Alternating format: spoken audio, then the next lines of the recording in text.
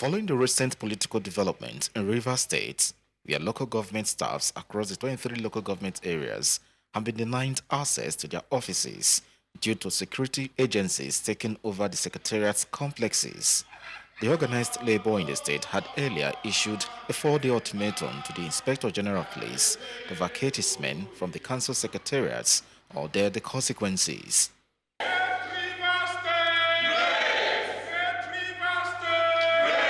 3 days after, the union leaders are here to provide updates about the proposed action.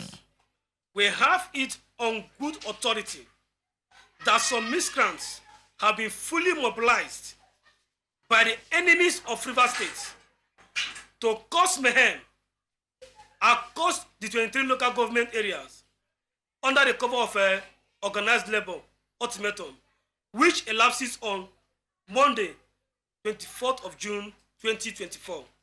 While speaking on the reasons for the suspension of the proposed protest, the organized labor in the state said they have uncovered plans by some suspected politicians and hoodlums in the state to hijack the protest.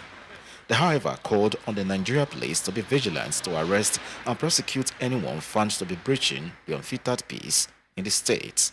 We hereby inform our members and the general public as follows. 1. That Rivers State organized labor has not directed anyone or group of persons to embark on any form of strike action or demonstration following the lockout of our members at the various local government areas in Rivers State by the Nigerian police. Impacted affiliate unions were advised, especially the Nigerian of Local Government Employees (NOGE), is hereby directed to remain on standby until further notice for likely lawful industrial action by the organized labor. These miscreants have concluded plans to take undue advantage of a peaceful protest or strike that may have commenced tomorrow to cause mayhem in Rivers State, to enable them continue to pursue their selfish act of asking for a state of emergency to be declared in Rivers State. We reject that, and we want to inform the general public that we hereby step down all our planned peaceful protests slated for tomorrow. In another development, these State Council chairmen have accused both the NLC and TUC of being biased and partisan in the ongoing political crisis in the state. Now, what we observed from the list of caretaker committee members, we observed that across the 23 LGAs, that appointments were made from NOLGE members as part of the caretaker, whereas these NOLGE members are staff of the council. They are not supposed to be. And that is the reason why we observed recently that NOLGE has collaborated with NLC and TUC to carry out a protest tomorrow being the 24th day of June against the police report that the IG has ordered to stay in the councils to maintain law and order so that there will not be any further death as we experience in Omoma local government. Meanwhile, the organized labor in the state have denied being partisan, but reiterated their commitment to continue fighting for the rights of their members. In Port Harcourt for News Central, Austin Azu. Well, the drama in Rivers State continues, and of course we'll continue to bring you updates as things develop. Moving away from there, Africa has attracted $10 billion investment in the global digital economy over the past 5 years. Now, this was revealed at the London Tech Week in a presentation by TechCabal Insights. This shows Africa as a major emerging player in the digital economy. Now, the presentation noted that the influx of capital highlights Africa's growing appeal to international investors and its potential as a hub for technological innovation and digital transformation. Joining us this morning to discuss this is the head of TechCabal Insights. Good morning. We have Olanrewaju Odunowo joining us. Good morning, and thank you for joining us. Good morning, and thank you for having me. All right, let's take a look at your presentation. Can you talk to us about some of the digital innovations and factors that you would say have brought about this digit recorded in your presentation? Thank you so much. Yeah, I think one of the key things is we've seen initially a small group of young people who saw opportunities and gaps in the market, and then started to build innovative solutions. For example, if you think of Paystack, think of solutions like Flutterwave, and even other digital and innovative solutions that we have in Nigeria. And then following that was a wave of investment and investors, some local, some international ones, just again betting on these young people that are building the digital solutions. And then from there, we've had like a number of a number of other startups also following suit, right? We've got very young talent, a young population that is hungry to make a difference, that's hungry for work, hungry to build digital solutions. And all of those things have contributed to really what we have today. So young people hungry to build, investors who are supporting them, people building infrastructure where possible. I think those three things are things that have really supported the growth of the digital economy in Nigeria. You're talking $10 billion in the last 5 years. Is this something that we should be happy about in comparison to other parts of the world? And do we also see that there is local investments in the tech space here in the continent? Because how much longer are we going to be reliant on investments from, the West and other, parts of the world? No, that's a great question. I mean, the number pales when compared to other markets, especially like the US alone. The number definitely pales. But I think it is something to celebrate, given the size of our market, right? Not just size in terms of size in terms of GDP is what I'm referring to. When you compare that to other markets, it's generally small, but also GDP per capita, consumer spending is also generally small as well. So when you place all of those beside other markets, you can definitely see reasons to celebrate the milestones. And then the other question that you asked, sorry, what was the other question again? I was trying to clarify, if we, are also looking at investments from the continent. Do we have investments from the continent, yes, or we're solely reliant yes, we on? do. Yeah, go ahead, please. No, okay. Yes, we do have a number of local investors, and they've been growing over time. So we do have a number of local investors.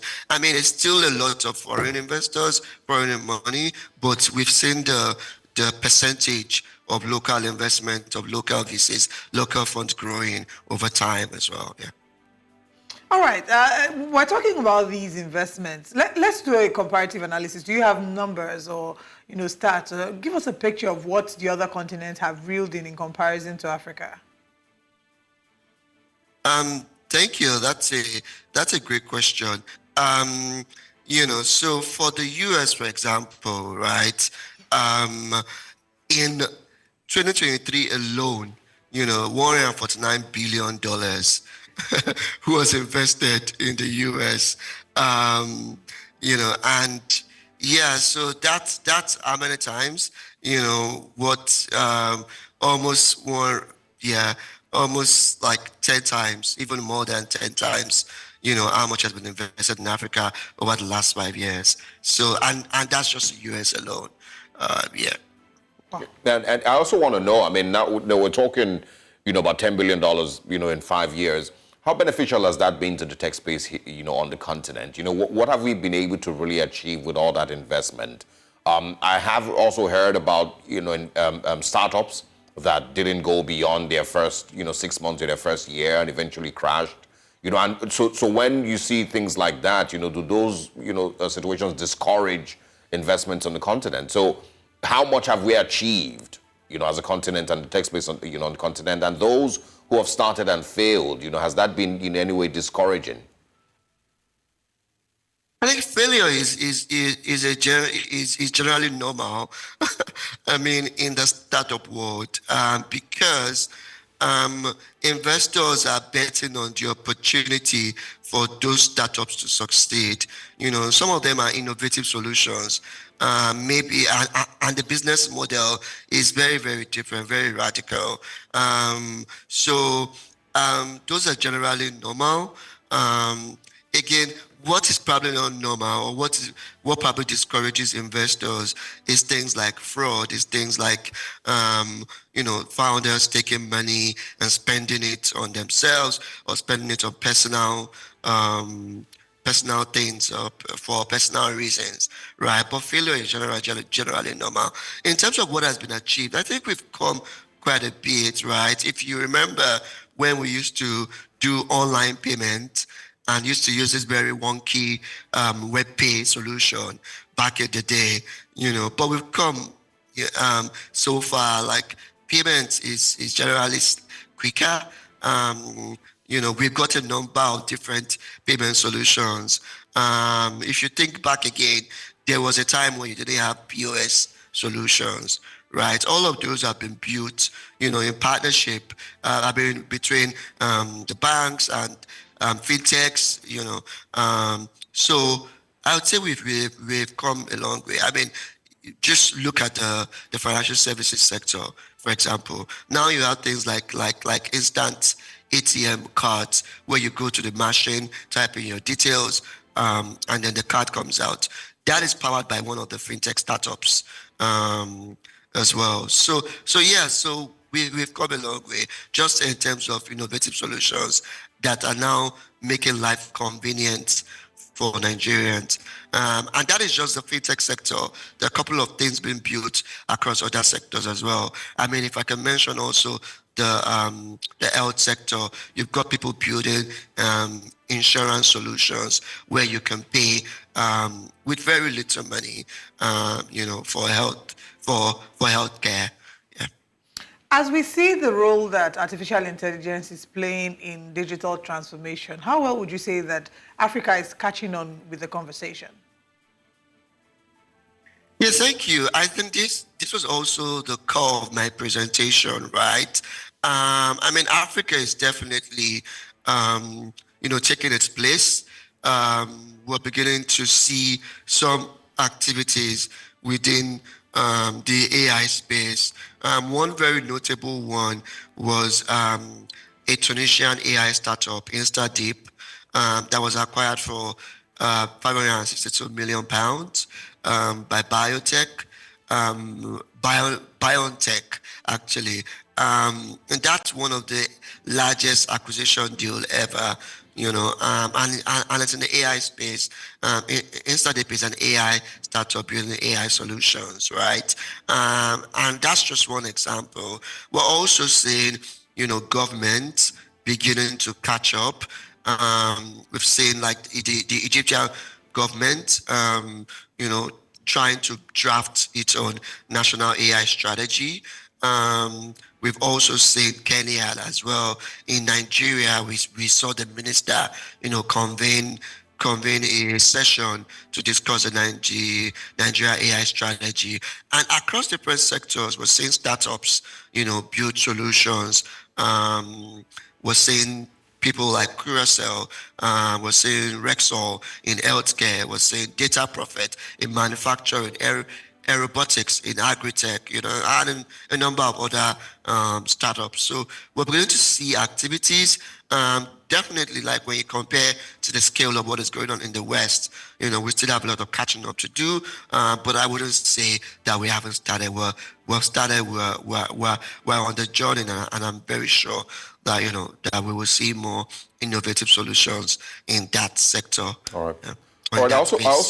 I also want to talk about, setbacks, and some of the things that have slowed down the pace of growth here on the continent. Maybe also with a focus, on Nigeria. What are some of the challenges that, tech enthusiasts, have faced, are still facing, that, maybe if you took some of those things away, would grow faster? Yeah, that's a great question. I think one of the major challenges at this time, at this point in time, is the economic situation, right? The consumer spending has eroded. People's purses have shrunk significantly, and that is affecting tech startups as well. Businesses, are also reducing how much they're spending, cutting costs here and there, right? I think the FX regime, just the drop, the changes there as well have affected startups because a lot of them depend on foreign exchange, and they've already planned with a certain rate in mind, but when that rate just changes significantly, then it begins to affect their projections, begin to affect their businesses, right? So I think those are the two big challenges right now. But overall, right, regulatory, there are regulatory challenges as well. Just we had some fintech announcements, of recent that have affected startups, and they continue to deal with, right? I think those three things, those three major things are the things that I will mention at this time, that are challenges for tech startups. Yeah. And I'm sure that there's a way we are working or we're trying to work our way through these challenges. In your assessment, which would you say are the African countries that have sort of set the space for how things are being done, who are at the forefront of digitalization, and what would you think we can learn from them? And I'm saying, by we, I mean Nigeria. What can we learn from these countries? Yeah, I mean, I will speak specifically to regulation, right? I think one of the very good bright spots, actually in Q1, was South Africa issuing crypto licenses, right? They issued 59. They issued licenses to 59 crypto operators.